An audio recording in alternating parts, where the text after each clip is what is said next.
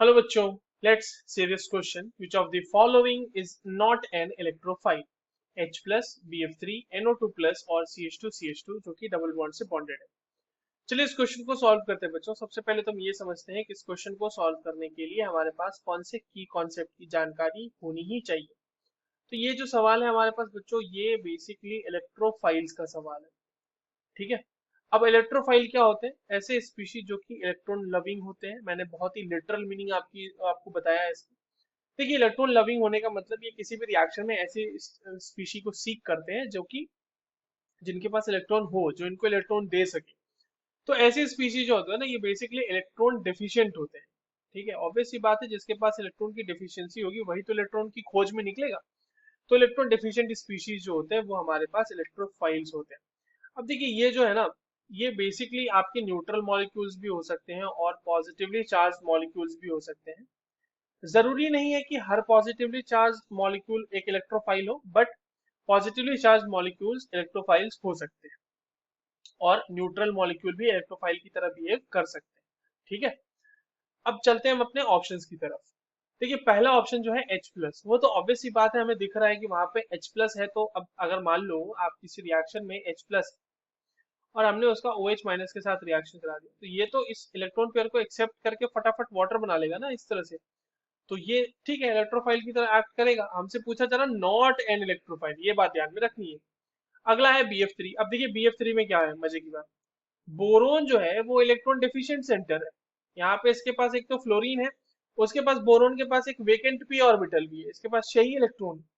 तो ये एक इलेक्ट्रॉन डेफिशिएंट सेंटर है और इलेक्ट्रॉन डेफिशिएंट सेंटर होने की वजह से ये एक इलेक्ट्रोफाइल की तरह एक्ट कर सकता है। इसके पास वेकेंट पी ऑर्बिटल भी है। ठीक है, वेकेंट पी ऑर्बिटल भी है। तो अगर आप कोई ऐसा मान लो OH माइनस ही है यहाँ पे, अगर आप ले आते हो, ठीक है, तो OH माइनस ही है अगर, तो उसके साथ BF3 इस तरह से उसके बोरोन पे ये अटैक करेगा और यहाँ से ये कुछ इस तरीके से बना लेगा ये BF3, यहाँ पे OH लग जाएगा। ठीक है, इसको इस तरह से मत लिखो, इसको इस तरह से लिखो कि BF3 यहाँ पे OH लग जाएगा और बोरोन के ऊपर ओवरऑल नेगेटिव चार्ज आ जाएगा। तो ये भी एक इलेक्ट्रोफाइल की तरह एक्ट हमारा कर सकता है। तो ये तो आंसर होने वाला नहीं रहा हमारा। थर्ड ऑप्शन क्या है हमारे पास? NO2 plus. देखिए, NO2 प्लस को इस तरह से ड्रॉ कर लेते हैं। अब नाइट्रोजन जो है यहाँ पे एक इलेक्ट्रॉन डेफिशिएंट सेंटर है, ऑक्सीजन लगा हुआ है हाईली इलेक्ट्रोनेगेटिव एलिमेंट उसके तरफ।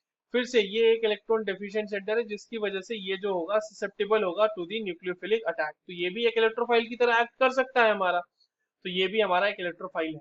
अब आते हैं फोर्थ ऑप्शन पे। देखो, फोर्थ ऑप्शन जो है ना बच्चों, fourth option is basically CH2 यानी यहाँ पे पाई इलेक्ट्रॉन है यहाँ पे। ठीक है, पाई इलेक्ट्रॉन्स है और ऐसे स्पीशीज जिनके पास पाई इलेक्ट्रॉन्स होता है, they are not electrophiles, they are actually nucleophile.